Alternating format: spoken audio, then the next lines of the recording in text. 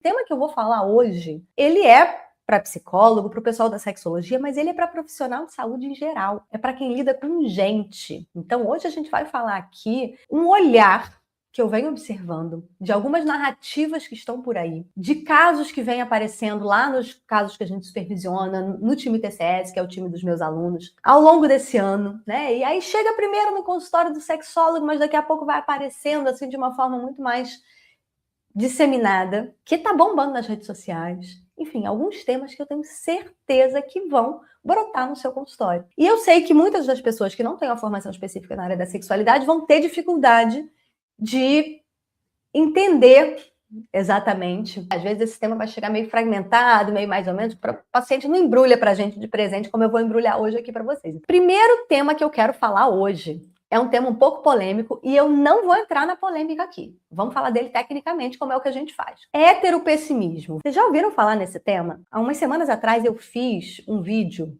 pro TikTok. Eu ando fazendo uns vídeos pro TikTok. Se você ainda não me segue por lá, apareça por lá. E aí eu fiz um vídeo pro TikTok que teve, sei lá, 160 mil visualizações, não sei quantos comentários, uma loucura, uma loucura. E por quê? Porque esse é um assunto que está na boca do povo. E se você for olhar lá os meus comentários no TikTok, ninguém estava falando comigo. Eu falei, gente, é a primeira vez que eu tenho, sei lá, milhares de comentários, eu pensei, nossa, eu vou ter que responder cada um deles. Não, ninguém queria saber de mim, não.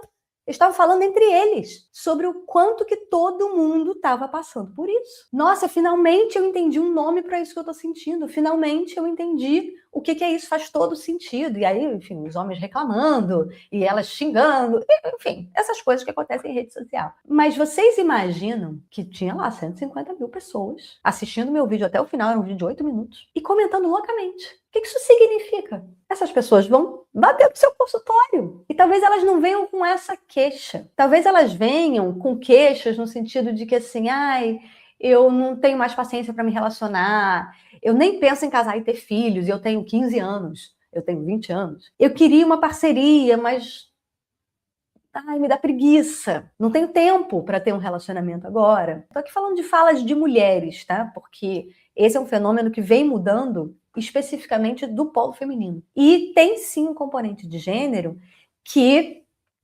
faz com que isso apareça principalmente nas relações heterossexuais. Vou falar já já. Essa ideia de que as mulheres preferem ficar sozinhas, de que tá pegando ranço de homem, de que se separou e não tá procurando um novo relacionamento. E eu brinquei, inclusive lá no vídeo, que assim, não é um fenômeno muito novo. Você vê quantas viúvas nunca recasaram e ficaram bem. Mas é um fenômeno que está chegando cada vez mais nas camadas mais jovens da população. A ideia do relacionamento romântico, para muitas mulheres, vem saindo do centro da vida. E vem saindo de uma forma negativa. Vem saindo pela percepção de que estar num relacionamento tem muitos custos. Tem custos que essas mulheres não querem ter que pagar. E, interessantemente, né, a gente que estuda gênero do lado de cá, sabe que esses custos, na verdade, não tem a ver com relacionamento. Tem a ver com o marcador de gênero. Porque em relacionamentos, né, fora da heteronormatividade, essas lógicas não são assim tão bem estabelecidas. Não acontece. Né? Você não vê lésbica com dificuldade de entrar num relacionamento. Mas existe sim uma questão de gênero que tem feito com que homens e mulheres tenham se sentido cada vez mais insatisfeitos. A gente vai falar dos casais, dos homens. E que as mulheres tenham começado a pensar que a solução para isso é não entrar num relacionamento. Então, não virar esposa de ninguém, não virar namorada de ninguém e não virar mãe de ninguém. Porque esses papéis têm um peso sociocultural enorme e que coloca as mulheres num lugar de muita vulnerabilidade. Se a gente não entende que isso não é patológico, não é que essas mulheres são imaturas, não é que essas mulheres não sabem se relacionar, não é que é o feminismo que está atrapalhando o casamento e a família brasileira. Não é sobre isso. É sobre as mulheres conseguindo dar nome, e aí se criou esse nome, heteropessimismo, heteroceticismo, mas na verdade está falando de relações que são marcadas, francamente marcadas pelo gênero. E isso a gente já via aparecer na terapia de casal e na sexualidade. Na sexualidade isso fica muito claro quando a gente vê, por exemplo, que a maior parte das mulheres em relacionamentos não tem orgasmo de forma regular. E os homens têm. Aí elas passam a não ter desejo. E aí elas aparecem no nosso consultório para a gente tratar a falta de desejo delas. Aí elas chegam exaustas, cansadas, não se sentindo desejadas, amadas, atendidas nas suas necessidades. Não tô aqui fazendo defesa só de mulher, não. Vou falar do homem do outro lado, tá? Já chego lá. Mas estou aqui querendo apurar o ouvidinho de vocês para vocês escutarem o que essas mulheres estão falando e que a gente possa ler isso em 2026. Porque o que elas estão vendo nas redes sociais? Esse nome. Elas estão vendo grupos de mulheres se organizando para poder dar voz a isso. Para quem não sabe, eu moro na Ásia. Aqui, por exemplo, na Ásia, tem muitos movimentos, mulheres chinesas, mulheres coreanas, elas claramente já disseram que não está com elas esse negócio de casar. E aí eles não estão exportando namorado coreano para o Brasil? O pessoal está exportando, repare. Né? Liga lá no Netflix para você ver se o povo não está querendo exportar coreano. Porque as coreanas não estão querendo eles, não. Então, assim, é um fenômeno global. É um fenômeno que está em construção, como tudo. Quando a gente pensa em movimentos, né, como a sexualidade, que tem aspectos biopsicossociais. E aí não é o caso da gente patologizar. O que a gente precisa conseguir problematizar para essa mulher? Porque ela está dizendo que ela quer relacionamentos onde ela não tenha só que se sentir vulnerável e tendo que entregar um monte de coisas e tendo que fazer sexo quando ela não quer, de um jeito que ela não quer e tendo que executar papéis de uma forma que ela não quer. Isso é legítimo. Ela poder dizer isso é legítimo. Como que ela vai se estruturar? Como que os relacionamentos vão se estruturar para responder a isso? Então, como a gente vai se posicionar para não patologizar essa mulher, para não achar que ela é, né, enfim, imatura, que ela não sabe se relacionar, para a gente não começar a ensinar ela a se comunicar melhor com esse parceiro. Segundo tema aqui, que na verdade é o mesmo tema, mas se eu vou olhar para ele de um outro prisma, é a solidão. Né? A solidão é a epidemia do século XXI. Vocês já escutaram isso? Então, a gente está falando, por exemplo, de mulheres que preferem estar sozinhas, mas que não querem estar em solidão. Elas vão organizando redes de outra forma. É o jeito que algumas delas estão dando. Então, elas vão organizando redes com amigas, elas vão organizando redes profissionais, elas vão organizando redes que não passem, ou que passem menos pelo componente de gênero. É isso que o pessoal do heteropessimismo vem construindo. Quando a gente fala de solidão de uma forma mais ampla, a gente vai ver pessoas que estão em relacionamento e que não conseguem nomear um incômodo, mas que no fundo se sentem absolutamente sozinhas. E aí entra você, né, profissional, porque essa paciente ela vai aparecer com fibromialgia, esse paciente vai aparecer com uso de pornografia, com aumento do uso de álcool, com fico vendo televisão e rolando rede social. E o que é isso que as pessoas estão fazendo em relação num relacionamento que não é estar usufruindo do que a gente vai chamar de intimidade emocional. Então as pessoas estão ali casadas, estão ali coabitando, mas será que elas de fato se sentem emocionalmente próximas umas das outras? Será que o relacionamento que o seu paciente ou a sua paciente tem é um relacionamento que tem intimidade emocional? Então, muitas vezes, o que tem chegado no nosso consultório? Casais que tinham tudo para dar certo. Todo mundo trabalha, os filhos estão ótimos, o pessoal exerce a parentalidade direitinho, né? Tem toda uma ajuda hoje para exercer parentalidade, cheia de dicas nas redes sociais, o pessoal vem fazendo essa transição, que é importante para as crianças e tal. Ninguém é abusivo, ninguém bate em ninguém, enfim. E às vezes eles nem brigam. Às vezes eles até dizem assim, não, minha parceira é legal, eu gosto dela, não quero separar dela. Mas o que você faz de noite quando chega em casa? Ah, eu fico vendo minhas coisas, ou então, o que vocês fazem juntos? Ah, a gente vê uma série. Não faz junto, né? Faz ao lado.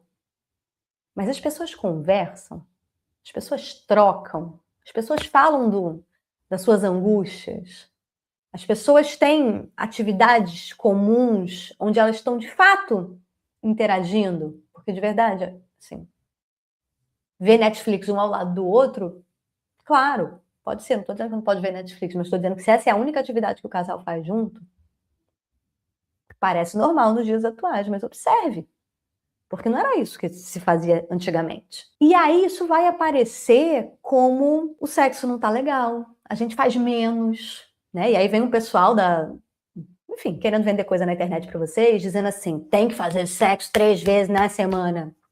Uhum. Aí vai você, inocente, obrigar, né? Assim, dar uma forçada de barra pro pessoal fazer sexo, encontrar 3 vezes na semana.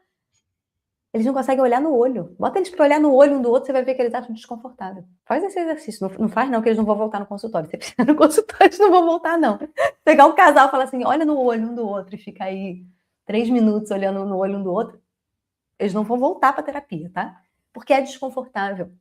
As pessoas estão distantes, as pessoas estão focadas nas próprias rotinas, que são de fato exaustivas, né? Isso, inclusive, na terapia sexual, a gente chama de estilos de vida sexualmente disfuncionais. Tem um monte de literatura mostrando que gente que trabalha muito, que tem filho pequeno, que, enfim, vida normal das pessoas no mundo capitalista, não conversa com sexo bom. E não conversa com sexo bom porque as pessoas vão se desconectando. Não tem um momento de relaxamento, de estar ali. A gente vai falar aqui de um dos processos que são fundamentais para a sexualidade, que a gente estuda muito na área da sexualidade, que é a construção da intimidade emocional. E eu não estou aqui falando de intimidade física, de fazer xixi um na frente do outro, estou falando de intimidade emocional. Significa eu consigo estar ali com você vulnerável. Eu consigo estar ali com você nu. Eu consigo estar ali com essa pessoa especial. Não é para isso que se casa, gente. Mas na prática, não é isso que as pessoas têm encontrado nos relacionamentos. Então, elas têm encontrado muita rotina, muita logística, né? Muitas questões externas que invadem. E muitas crenças também, né? O povo acorda e acha que tem que malhar, depois acha que tem que não sei o quê, depois acha que tem que trabalhar de monte. E tem mesmo, né? Aí tem que criar filho, aí tem que... Que tempo que sobra? Porque intimidade, relaxamento, passa um pouco por você ter tempo. É claro que você pode organizar o seu tempo, mas também, né? Não vamos ser uma inocente aqui de que horas que as pessoas vão fazer isso? 11 horas da noite? E isso vai gerando necessidades não atendidas. Vai gerando ressentimento. Vai gerando uma ideia de que, assim, decepções, pequenas decepções acumuladas. E que até, assim, racionalmente, muitas vezes eles vão dizer assim, não, mas ele não é, ele é um cara legal, ela é legal, eu não quero me separar dela, mas às vezes eu prefiro só me masturbar no banheiro e dormir do que sentar para conversar com ela. Quando a intimidade está em baixa, quando os vínculos estão em baixa, quando a vida é super estressante, né? Estamos se preparando aí para um cenário internacional horroroso, agora no quintal da nossa casa, né? Aqui do ladinho. Muitas pessoas vão precisar regular as suas emoções. Quanto mais as pessoas trabalham, quanto mais as pessoas têm estresse, quanto mais as pessoas vivem em crise, mais elas vão usar estratégias de regulação da emoção. Algumas que funcionam melhor, outras que funcionam pior. Também não estou aqui para julgar a estratégia de regulação da emoção, não é sobre isso. O problema é quando eu não estou muito ciente desse processo. Se eu começo a estar vivendo um monte de coisa que eu não sei nomear, que é disso que a gente está falando aqui, né? Não quero mais me relacionar, tá tudo bem, eu não sei por que o meu casamento, que é maravilhoso, no fundo não quero transar, nem quero conversar, nem quero olhar na cara dele. O que está acontecendo? Qual é o sintoma disso? O sintoma disso é as pessoas fazendo cada vez mais coisas que não servem, que servem só para distrair, para passar o tempo. E aí, o que anda disponível para gente? Rede social. Então, vocês vão ver as pessoas em casa com o celular na mão, né? Às vezes elas estão fazendo uma coisa, resolvendo uma coisa. Também tem isso, né? A vida invade a casa. Mas muitas vezes elas estão só na rede social mesmo. Muitas vezes elas estão ali rodando e elas não sabem nem o que elas estão pensando. Elas estão só relaxando a cabeça. Relaxando, né? Não vou entrar nesse mérito, se isso é de fato relaxante, mas elas estão só não pensando em nada. Mas são horas, momentos roubados da intimidade, do vínculo, do que é de fato humano. E aí a gente vai ver o que está disponível. Porque a sexualidade, gente, é um fenômeno eminentemente humano. Ter uma sexualidade, uma função sexual, prazer sexual, uma vida sexual, consigo, tá? Com o outro, é uma via de comunicação, é uma linguagem do vínculo. É um autocuidado consigo, é um estar com o outro. Foi para isso que a sexualidade foi pensada pela natureza, né? Porque a nossa sexualidade ela não é meramente reprodutiva. Ela tem um componente de vínculo, tem ocitocina, tem uma série de coisas que envolvem. É a cola emocional, é o bem-estar comigo mesmo, é eu me acalmar. A pessoa vai lá e ela tem um ciclo de resposta sexual, seja pela masturbação, seja pela relação com o outro, ela se acalma. As pessoas estão se masturbando mais.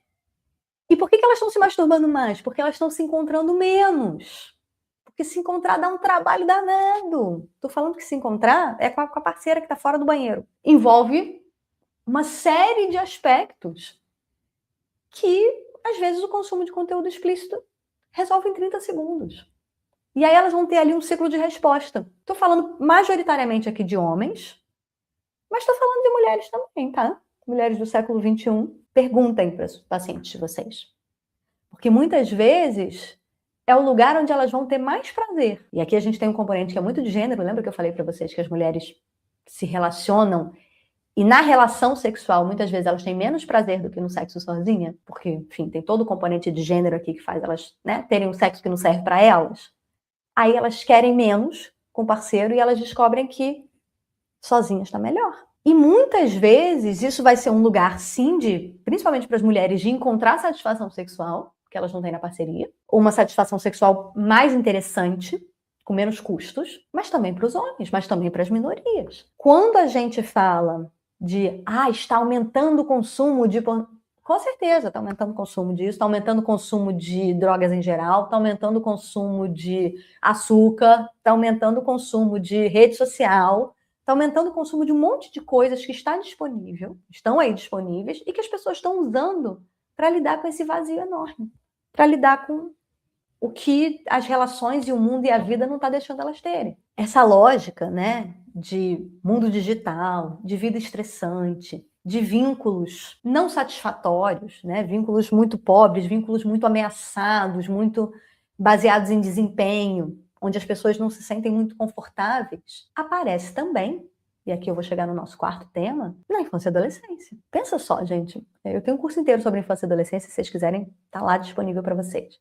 Mas assim, quando a gente olha para o Estatuto da Criança e do Adolescente, uma das coisas fundamentais da maneira como a gente pensa a infância e a adolescência é a ideia de que as crianças e adolescentes precisam de uma rede de proteção. Precisam de adultos que estão por aí pelo mundo. São os pais, é a escola, é a igreja, é o conselho tutelar, enfim, todo mundo tá aqui cuidando de criança, porque criança não se cuida sozinha. Eu digo muito isso para os meus filhos. Eles falam, mas por que você não deixa? Eu falo, por isso que criança sempre vem junto com o adulto. Para o adulto poder dizer o que pode e o que não pode. Só que esses adultos, já falamos sobre eles, né? Os adultos estão numa situação muito frágil, muito vulnerável. E ninguém explicou para esses adultos como é que eles fazem para cuidar de criança. Por isso que tem muita mulher por aí dizendo assim, calma aí, que esse rolê, ainda mais para pegar ele sozinha, como as mulheres hoje em dia pegam, né? Então, assim, sem ajuda, esse parceiro que, sei lá, o que está acontecendo, está lá se masturbando no banheiro. Cada vez mais as pessoas têm se dado conta que as crianças estão dando defeito. Porque as crianças, principalmente criança, está trabalhando completamente fora da especificação. Criança hoje em dia não pode mais sair para a rua, não pode mais brincar na rua. Vai para a escola para estudar, para aprender sei lá o quê. E a rede de proteção, pais, escola e tal, estão com objetivos outros que não trabalhar pelo desenvolvimento dessa criança. Desenvolvimento socioemocional, que eu digo. Vínculo. Estar ali, ao lado. A criança poder brincar. A criança poder fazer essas coisas que a gente sabe que são importantes para a criança. As pessoas estão com outras metas para as crianças, ou estão vivendo suas próprias vidas e tentando dar conta. E não estou aqui demonizando ninguém, tá, gente? De forma nenhuma. Cada vez mais os pais e professores estão cientes de que está dando muito problema com criança. Principalmente as crianças expostas à rede social, que são as crianças expostas à internet, de forma geral. Então é como se você pegasse essas crianças e jogasse elas todas na rua. Vai lá para o centro da cidade, se vira. Aprende a ser gente lá. Que eu tô aqui em reunião. As conversas não acontecem. Porque a criança não senta para ter uma conversa. Então, vamos conversar sobre o que aconteceu com você hoje. Se você não consegue ter essa conversa com seu marido, você não vai ter com seu filho. E aí os pais e professores têm visto o quê? Sintoma. Meu filho, peguei meu filho fazendo não sei o quê. Ótimo, pelo menos você viu. Mas vamos entender, isso aí é sintoma de quê? Como é que vocês chegaram até aí? As crianças na escola estão fazendo isso, aquilo, outro, estão fazendo deepfake de não sei o quê. Com certeza. Como é que a escola vai se posicionar em relação a isso? Como é que a escola vai educar essas crianças em relação a isso? Não estou nem entrando no mérito de que tiraram da escola a possibilidade de fazer isso, né? Então, os professores ficam ali só apagando incêndio mesmo.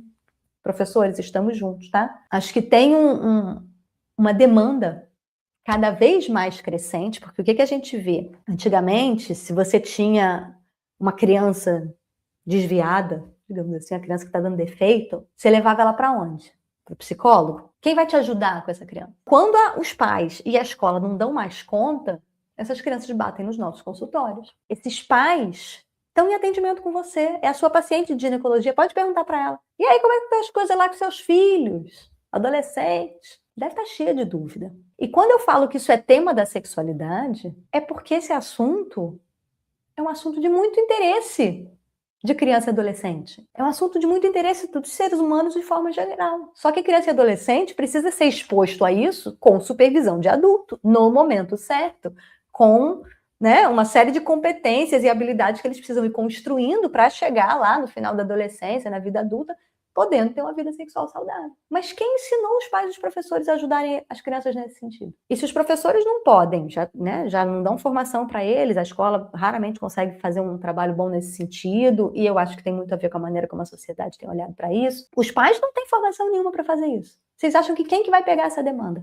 Ah, gente, profissional de saúde, profissional da sexologia, psicólogo, porque vai aparecer como desajuste. Mas, na verdade, é só sintoma de 1000 outras coisas que estão desajustadas. E aí a gente vai precisar olhar para essas famílias e ajudá-los a estar ao lado, a voltar a ser rede de proteção. Criança, no meio desse cenário, é criança desprotegida. Assim, fulano tem uma família estruturada, o pai e mãe dentro de casa, os dois trabalham, alta renda, escola boa, abandonado. Fulano abandonado, negligenciado, porque com quem que ele conversa sobre a poluição noturna que ele teve? Com quem que ele conversa sobre o conteúdo explícito que ele viu na internet? Com quem que ele conversa sobre o que o amigo falou na escola e ele achou que talvez seja um pouco esquisito?